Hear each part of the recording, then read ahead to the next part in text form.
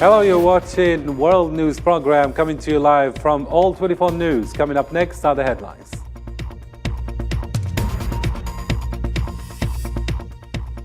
Algerian President Abdelmadjid Tebboune affirms Algeria's ability to return to the international arena thanks to the reforms adopted.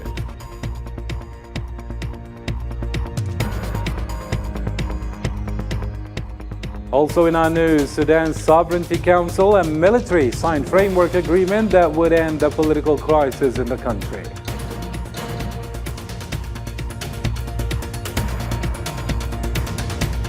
Last, the Zionist occupation escalates its crimes once more against Palestinians. A young man was killed and 6 others were injured in West Bank, and President Abbas calls for accelerating process of UN Palestinian membership.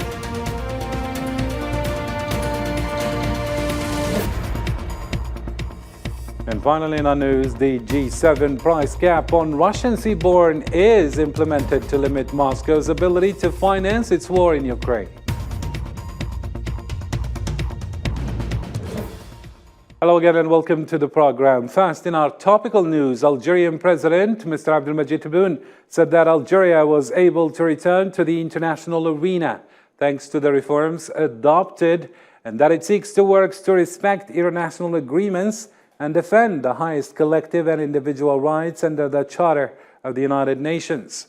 President Tebboune's speech was read on his behalf by his advisor in charge of legal and judicial affairs, Balam Balam. It was delivered during the opening of the proceedings of an international forum organized in Algiers to celebrate the first anniversary of the founding of the Constitutional Court. بفضل ما تحقق لها من مكاسب في هذا المسار. Thanks to the gains achieved in this path, Algeria was able to return to the international arena, always striving to work to respect international conventions, regardless of ethnic and religious, political and cultural affiliations. We're always committed to the principles of our constitution, and perhaps the last thing that has been achieved for us is the reunification of the Palestinian factions in a way that preserves the supreme right of their people to obtain their freedom, as well as what was stated in the Algiers Declaration that resulted from the last Arab Summit that our country embraced and the commitments and pledges it contained, whose primary goal is to achieve a welfare of the Arab people. Also, Algerian President Abdelmadjid Tebboune in his speech added that he is well aware of the Algerians' aspirations for true justice and for prosperity in a new Algeria that occupies the position it deserves at the regional and international levels.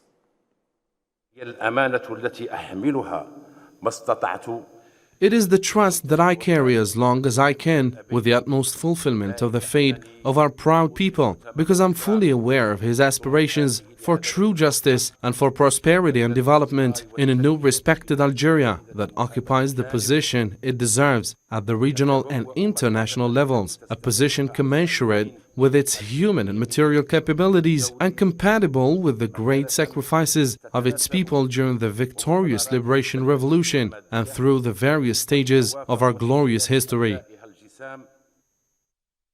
In Algeria still, the first African conference for emerging enterprises opened on Monday with the participation of leaders and experts in entrepreneurship and innovation from several African countries. The meeting aims at unifying government's efforts to strengthen the role of emerging companies in the continent. Zahra Farjani has the story. The first African Startup Conference kicked off Monday in Algiers, where more than 600 enterprises from 20 African countries are participating to establish a continental roadmap that aims at strengthening cooperation between innovation ecosystems within the continent. By meeting you today in your country, Algeria, you're establishing an open workshop on innovation. It will serve as a space for consultation and dialogue that will enable us to enhance the role of living energies in the development of our continent economically and socially, and lead to solutions that limit the brain drain and contribute to the growth of strategies aimed at enhancing the attractiveness of highly qualified human resources in our countries. Algeria aspires to this initiative to expand the role of startups in Africa and boost their contribution to economic development by promoting access to regional sources of finance. You are aware that the development changes in our continent are numerous and require the development of mechanisms that raise Africa at the level of economic competitiveness through an approach that adopts strengthening the role of emerging companies in economies of African countries, which have proven effective in achieving sustainable development. On the course of 2 days, this conference, which is considered the first of its kind on the continent, will try to unify the African government efforts aimed at strengthening the role of emerging companies in Africa through exchanging continental experiences and investing more and more within the African lands. Algeria's Foreign Affairs Minister, Mr. Amtal Mamra, and Chairman of China's National Development and Reform Commission, Hu Lifeng, signed 2 plans to strengthen the comprehensive strategic partnership. A statement from the Algerian Ministry of Foreign Affairs underlined that the matter is related to the implementation plan for the joint construction of the Belt and Road Initiative and the tripartite plan for cooperation in important areas during the period from 2022 to 2024.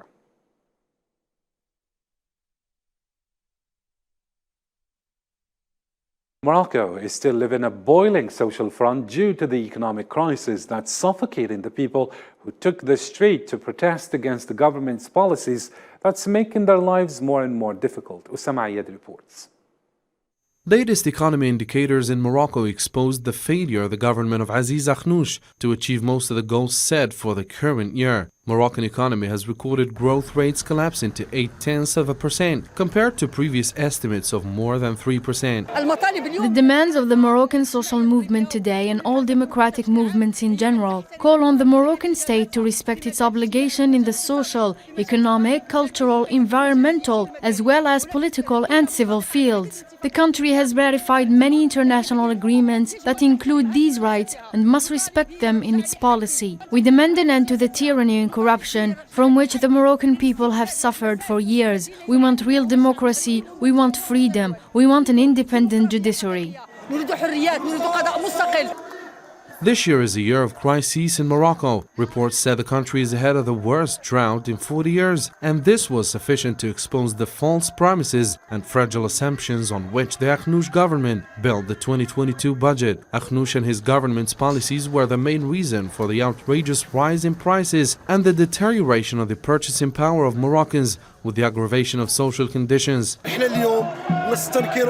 We denounce today these choices, made so that the Moroccan people, with all its members, enjoy the right of freedom, dignity and social justice. The dire economic situation in Morocco shook the ground beneath the Makhzen regime. At first, the regime expected the growth rate would rise to 3.2%, with grain production rising to 8 million tons. However, the growth did not exceed 1.5% as a result of the decline in the added value of the agricultural sector by 14.7%. Today, the growth indicators and inflation rate our country is experiencing have led to more poverty, more marginalization, and a decline in purchasing power. We have come here today to raise our voices and ask the state to revise its public policies. Meanwhile, the Moroccan government continues increasing prices that exhausted the poor and confronting peaceful protests with repression. Moroccans find themselves in despair, unable to improve and change their social conditions, whereas the government had nothing to provide since the very beginning all along. Now the people are subdued to adapt to an economic reality that is worsening more and more. To a different matter now, the head of the National Unity Government, Abdelhamid Dbeiba, confirmed that his country is living a decisive stage during which it is not possible to return to what he called the era of wars to conduct public affairs. Dbeiba, in statements he made on the sidelines of a meeting of the Libyan Muqtirs held in the capital Tripoli on Monday, stressed the need to establish a constitution that all Libyans would agree to in preparation for a procedure.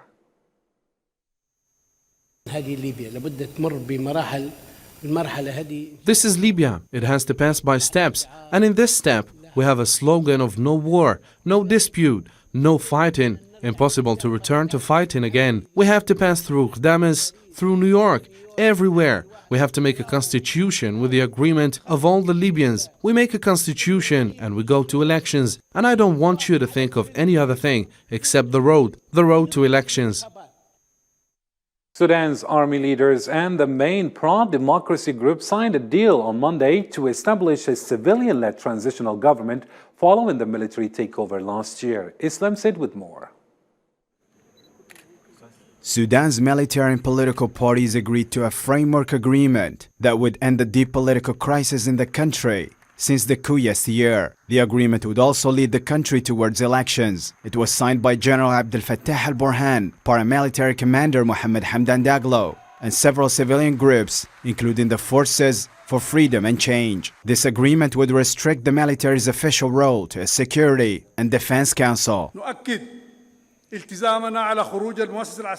We affirm the complete withdrawal of the military from the political process. This measure should be accompanied by the withdrawal of political forces from the transitional period. In response to the revolutionaries' demands, the military must return to the barracks, while political parties must head towards the elections. During the ceremony, General Daglo reiterated the commitment of the army to leave the political scene by stating that it was essential to build a sustainable democratic regime. I affirm before you the strong commitment, both at a personal and institutional level, to democratic transition and to safeguarding the transitional period, as we have agreed, until the next elections. Before the signing ceremony at the presidential palace, protests erupted in at least 2 locations in the capital city of Khartoum. The signing took place in the presence of UN officials and African Union special representatives. Many Western and Arab countries hailed the agreement and said it is an essential first step towards the establishment of a civilian-led government. The process leading to this agreement has been truly Sudanese-owned and Sudanese-led. The framework which you have been signing today would not have been reached without the determined efforts of a number of civil society actors and national figures who have been shuttling between different actors, given their advice, and encouraged compromise. According to Freedom and Change forces, the first phase of the framework agreement lays the foundation for the establishment of a civilian transitional authority. The second phase includes a final agreement on issues such as transitional justice and army reforms, which is expected to be completed within a few weeks. Still in Africa, a public Chadian prosecutor said on Monday that a court has handed jail terms of between 2 and 3 years to 262 people who were arrested after deadly protests in October. Meanwhile, a total of 401 people had been transferred on trial in Koroturo prison, which is considered as a high-security jail, while 80 were given suspended terms and 59 were released. This trial started on Wednesday and took 4 days to fulfill all the files that were put on the court's table. West Africa's leaders on Sunday agreed to establish a regional peacekeeping force to intervene against terrorism and to help restore constitutional order in a region that has seen several coups over the last 2 years during the annual summit in the Nigerian capital of Abuja. Leaders of the ECOWAS have decided to act to take care of security in the region. Have decided to ensure that the transition stays on course in all 3 countries. There is no exception to the return to democracy as agreed in the transition time frame, in the transition agreement with ECOWAS. In Africa, still, South African President Cyril Ramaphosa's fate was hanging in the balance on Monday ahead of a meeting of the Executive Committee of the governing party to discuss allegations he may have committed misconduct and violated the oath of office. The inquiry relates to findings that large sums of foreign currency were hidden at his private game farm, and he failed to report the money missing when it was stolen in 2020. Ramaphosa denied wrongdoing and has not been charged with any crimes. The NEC will vote against the adoption of the report of the Section 89 panel, given the fact that the report has now been taken on review by the President. So we thought we are going to leave it there for now. Should Parliament proceed tomorrow, the ANC will not support that report. To the Middle East now, one Palestinian was martyred by Zionist forces and 6 others were injured in a new intense escalation in the West Bank. This comes at a time when the Palestinian Ministry of Foreign Affairs announced that the prosecutor of the International Criminal Court, Karim Khan, had handed over a paper on the crimes of the Zionist occupation against Palestinian children. This move took place prior to the opening of the 22nd session of the Assembly of States, taking part in the Rome Statute establishing the International Criminal Court in The Hague. The statement quoted the prosecutor of the International Criminal Court as confirming that he gives priority to the situation in Palestine and that his office works effectively on all cases under investigation. الاستيطان الاستعماري الإسرائيلي. In the occasion of 10-year anniversary for Palestine to have a position of observer in the United Nations, which opened the door for us for the membership in more than 100 international agreements and organizations, this celebration coincides with the decision of the General Assembly to hold a high-level session to receive the 75th anniversary for the Palestinian Nakba next year in new international step to curb the historical injustice against the Palestinian people. UAE President Sheikh Mohammed bin Zayed arrived in Qatar on Monday in the midst of the Football World Cup. He was welcomed upon his arrival by the Emir of Qatar, Sheikh Tamim bin Hamad Al Thani. The discussions between the two parties are expected to focus on areas of common interest and strengthening bilateral relations.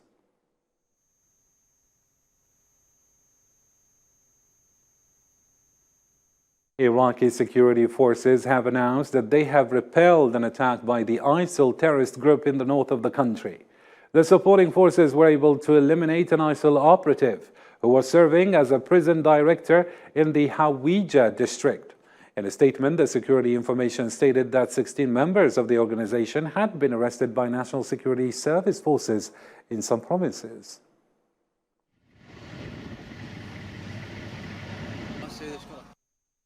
Nasser Kanani, Iran's Foreign Affairs Ministry spokesman, said that Iran will not compromise during negotiations for the nuclear agreement or do so in response to threats. He also asserted that both the West and Iran needed to negotiate and that both sides could reach an agreement in the shortest amount of time possible. Meanwhile, Washington pointed out that its current priority is not the nuclear agreement, but rather Iran's state of weapons, or Iran's sale of weapons, to Russia. Iran is still committed to the negotiation process and wants to find a solution, but it will not engage in negotiations simply because they are necessary. Price cap on Russian seaborne oil took effect on Monday as the Western countries are trying to make it difficult for Moscow to sell oil for higher prices and curb its capacities to finance the war in Ukraine. However, the Kremlin said it will not abide by the measure even if it has to cut production. Vladimir Putin said the act will affect global energy sector in poor countries. If prices on oil from Russia or other countries are limited and artificial price caps are introduced, it will inevitably worsen investment climate in global energy sector and then will lead to the global shortage of energy resources and their costs will increase. And this, I repeat, will hit the poor states. Meanwhile, Russian media reported that explosions rocked 2 air bases in Russia on Monday. The reports added that 3 servicemen were killed and 6 others were injured, and a plane was damaged when a fuel truck exploded at an air base in Ryazan region. It's reported that there was no damage to civilian facilities and the authorities were checking whether there had been any incidents at military facilities. In the same respect, and just recently, the Russian president's spokesperson Dmitry Peskov denied having any exact information about the incident. For his part, Russian Defense Ministry spokesman Igor Konashenkov says air defense intercepted Ukrainian drones that targeted 2 Russian air bases in central Russia. Киевским режимом The Kiev regime, in order to disable Russian long-range aircraft, attempted to strike with Soviet-made drones on the military airbase Diaghilevo in the Ryazan region and the Ingles airbase in the Saratov region. Ukrainian low-flying drones were intercepted as a result of the fallen explosion on Russian airbases of debris from jet drones. The hulls of 2 planes were slightly damaged. 3 Russian servicemen of the service technician who were on the spot were fatally injured. And as air alert sounded across Ukraine, many Ukrainian people in the capital took Kiev's subway as a shelter, following officials' calls after Russia unleashed airstrikes across Ukraine, with some hitting Kiev region. UN High Commissioner for Human Rights Volker Turk met with human rights activists in the shelter in Kiev on Monday.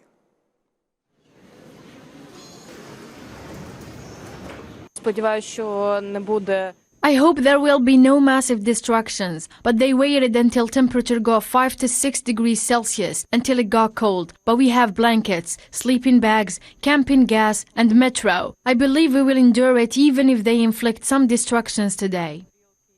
I was on the point of meeting human rights defenders on my second day in Kyiv, and I had to move this meeting down here to this shelter. You see UN colleagues behind me who are here with me. There was a wave of missile attacks against Ukraine, including some of them ending up in the proximity of Kyiv.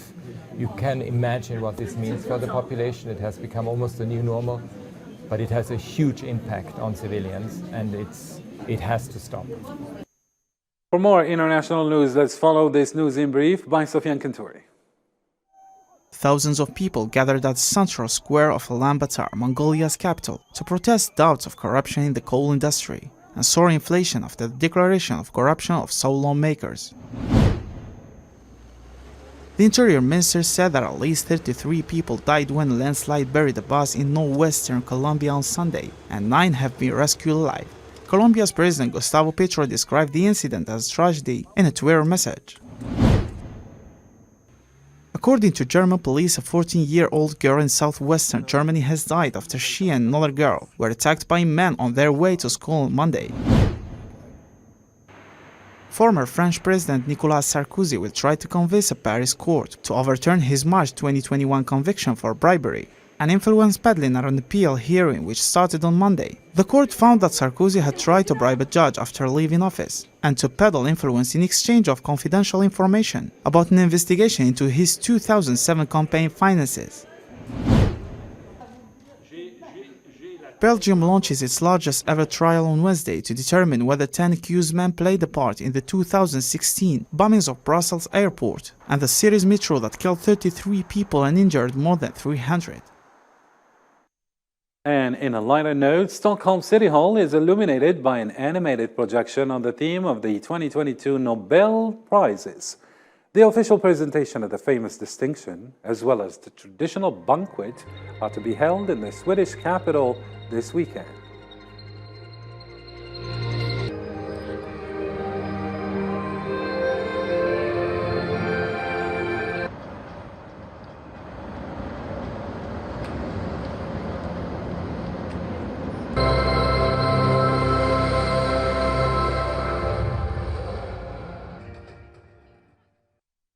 All right, to Monday results of Qatar World Cup now. Croatia defeated Japan in a penalty shootout to advance to the quarterfinals.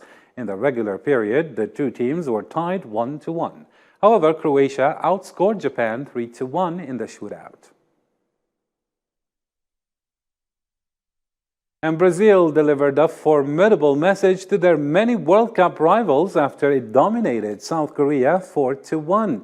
Vinicius Jr., Neymar, Richarlison, and Lucas Paquetá all scored in the first half for Brazil. The win advances Brazil to the quarterfinals.